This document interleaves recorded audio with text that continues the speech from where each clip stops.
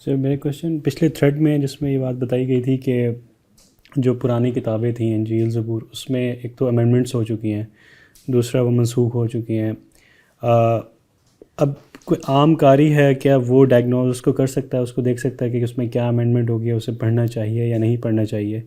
اور اسی میں یہ کہ اس کی ضرورت کیوں پیش آئی، مطلب کچھ احکامات کوئی آپ اگزامپل دے کے بتا سکیں کہ وہ منسوخ ہو گئے اور بعد میں اگلی آنے والی کتاب میں اس میں بتایا گیا کہ اس میں اب یہ ایسے نہیں ہوگا اور ایسے ہوگا، تو اس کی کیا مثال بنے گی؟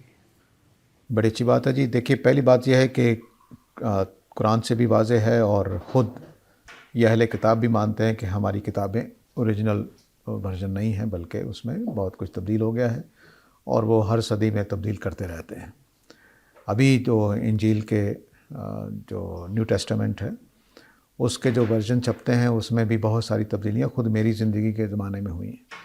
یعنی ایسی بائبل بھی آ گئی ہے جس میں خدا کے لیے شی استعمال ہوا ہے، ٹھیک ہے، کیونکہ وہ فیمنسٹ موومنٹ کے نتیجے میں اب خدا کا بھی جینڈر متعین کرنا ضروری تھا، تو اب شی کے سیغے میں اللہ کو پکارا گیا ہے۔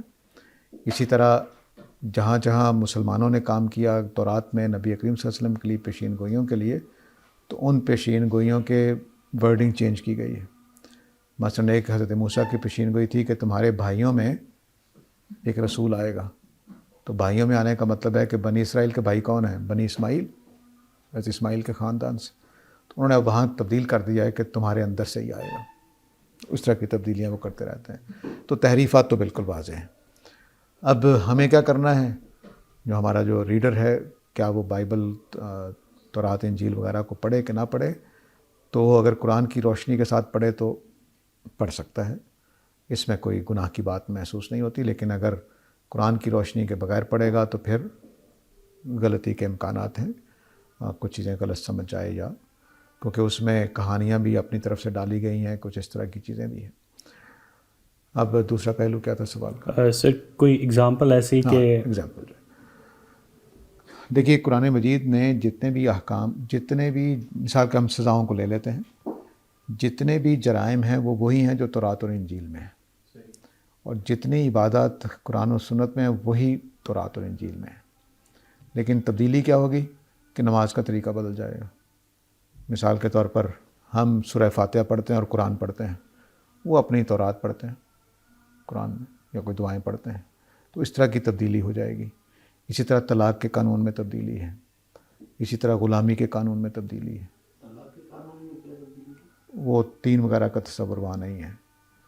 اور پھر یہ ہے کہ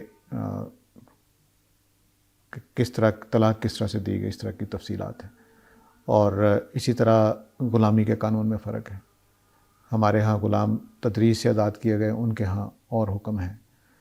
اسی طرح جو قانون رسالت کے تحت ان کو یہ اجازت نہیں ہے کہ کوئی غیر مسلم ان کے محلے میں آ کر رہ سکے، ہمارے لیے اس کی اجازت ہے کہ کوئی رہ سکتا ہے۔